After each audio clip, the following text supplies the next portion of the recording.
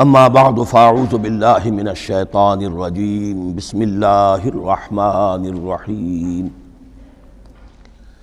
الحمد للہ رب العالمین الرحمن الرحیم مالک یوم الدین ایاک نعبد و ایاک نستعین اہدنا الصراط المستقیم صراط الذین انعمت علیہم غیر المغضوب علیہم ولا الضالین آمین۔ رب اشرح لی صدری ویسر لی امری واحلل عقدۃ من لسانی یفقہوا قولی۔ اللہم ربنا الہمنا رشدنا واعذنا من شرور انفسنا۔ اللہم ارنا الحق حقا وارزقنا اتباعہ وارنا الباطل باطلا وارزقنا اجتنابہ۔ اللہم ربنا یسر لنا امورنا کلہا واتمم لنا بالخیر وتقبل منا فإنک خیر المتقبلین آمین یا رب العالمین۔ ابھی میں نے سورہ فاتحہ کی تلاوت کی اور آپ نے سماعت فرمائی۔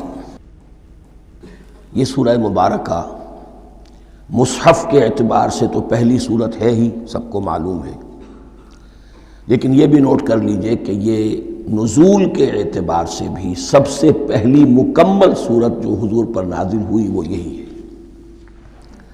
اس سے قبل متفرق آیات نازل ہوئیں، 5 آیتیں سورہ علق کے آغاز میں، کچھ آیتیں سورہ قلم یا سورہ نون کے آغاز میں، کچھ آیتیں سورہ مزمل کی ابتدا کی، کچھ آیتیں سورہ مدثر کے آغاز کی۔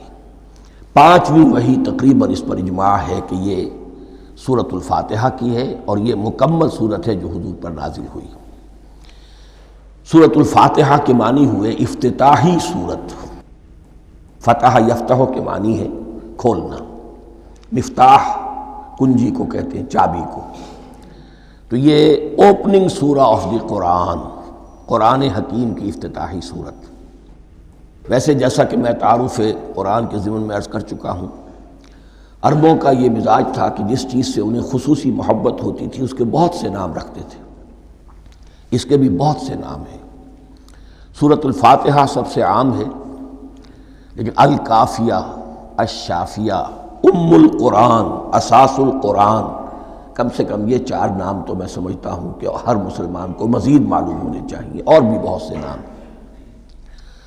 اس سورہ مبارکہ کی بالاتفاق و بالاجماع 7 آیتیں ہیں، اگرچہ ان کی ترتیب میں کچھ اختلاف ہے۔ ایک رائے یہ ہے، اور یہ رائے امام شافعی کی بھی ہے اور بصرہ کے جو قراء تھے ان کی بھی ہے، کہ آیت بسم اللہ بھی سورہ فاتحہ میں شامل ہے، اس کا جز ہے۔ وہ اس کو شامل کر کے پھر 7 آیتیں بناتے ہیں، تو آخری جنہیں ہم 2 آیتیں سمجھتے ہیں، صراط الذین انعمت علیہم غیر المغضوب علیہم ولا الضالین، وہ ان کے نزدیک ایک آیت ہے۔ تو گویا کہ نتیجہ یہ نکلا کہ آیتوں کی تعداد 7 ہی رہتی ہے۔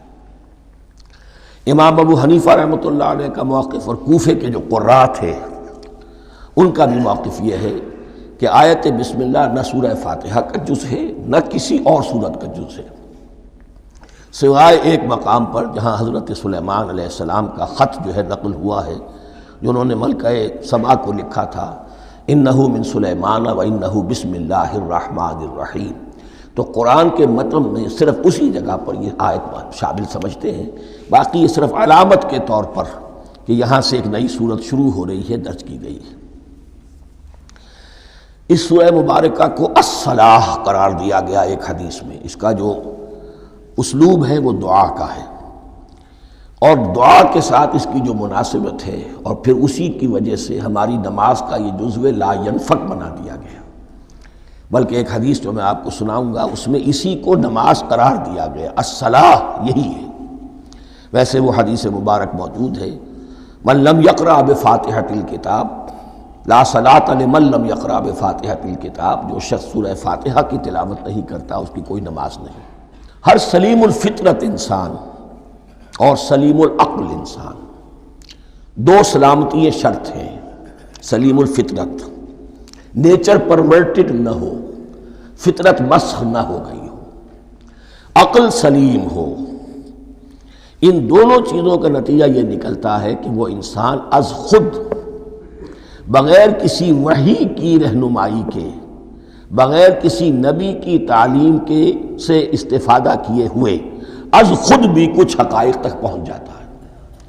اور وہ حقائق کیا ہے؟ نمبر ایک یہ کہ اس کائنات کا ایک خالق ہے اور وہ ایک ہے، اور وہ تمام صفات کمال سے متصف ہے۔ نمبر دو یہ کہ انسان کی زندگی صرف یہ زندگی نہیں ہے، بلکہ ایک اور زندگی ہے کہ جس میں اس زندگی کے اعمال کے نتائج برآمد ہوں گے۔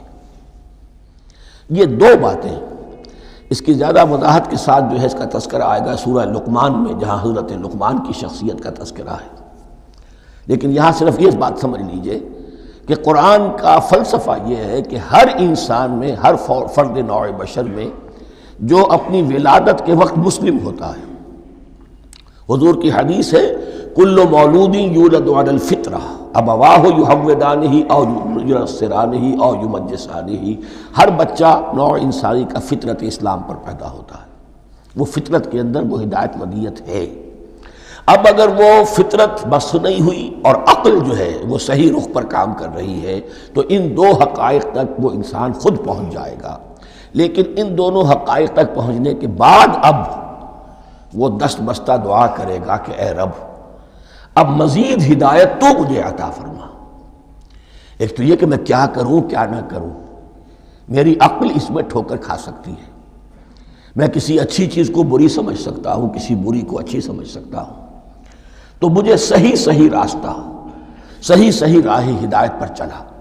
یہ دعا ہے جو انسان کرتا ہے جبکہ وہ ایمان باللہ اور ایمان بالآخرہ تک خود پہنچ چکا ہوتا ہے، اور یہ سمجھتا ہے کہ صحیح زندگی کا رخ یہی ہے کہ جس رب کو میں نے پہچانا ہے کہ وہ اس کائنات کا خالق ہے اور مالک ہے اور رب ہے، میں اس کی بندگی کروں، اس کی اطاعت کروں، اس کا حکم مانوں، اس کے راستے پر چلوں، لیکن وہ راستہ کون سا ہے؟ اس کے لیے پھر دست بدعا ہوتا ہے کہ پروردگار تو میری رہنمائی فرما۔ یہ مقام ہے کہ جہاں آپ سمجھ لیجئے اپنے آپ کو بھی آج اس جگہ پر تصور کرتے ہوئے پھر اس سورہ مبارکہ کو پڑھیے کہ آپ اس مقام پر اللہ کے فضل و کرم سے پہنچ چکے ہیں کہ اللہ کو آپ نے پہچان لیا اور اس کی توحید کو جان لیا، اس کی جملہ صفات کمال سے آپ واقف ہو گئے، آپ یہ بھی جان گئے کہ بڑھ کر اس کے حضور میں حاضر ہونا ہے اور وہ حساب کتاب لے گا۔ پھر آپ نے یہ عہد بھی کر لیا کہ اب زندگی گزارنی ہے اس رب کی بندگی میں، اسی کی فرما برداری میں۔ اب یہاں کھڑے ہو کر آپ پوچھتے ہیں کہ اللہ مجھے وہ تفصیلی ہدایت عطا فرما، ایسا نہ ہو کہ کبھی میں کسی راستے پر چلتا ہوا کسی پگڈنڈی پر مڑ جاؤں اور وہ تھوڑی سی جو ڈیوییشن ہو میرے راستے کی وہ میری عاقبت کو برباد کر دے۔ یک لحظہ غافل گشتم و صد سال راہم دور شد، اس لیے کہ ہوتا یہی ہے سیدھے راستے سے ذرا سی کوئی پگڈنڈی جو ہے تھوڑے سے اینگل پر نکلی ہے، لیکن جب چلتے جائیں گے آپ تو جتنا آگے بڑھیں گے اس پر، اس راہ صراط مستقیم سے آپ اتنے ہی زیادہ دور ہوتے چلے جائیں گے۔ یہ ہے قرآن مجید کی حکمت اور فلسفے کے اعتبار سے اس سورہ مبارکہ کا مقام۔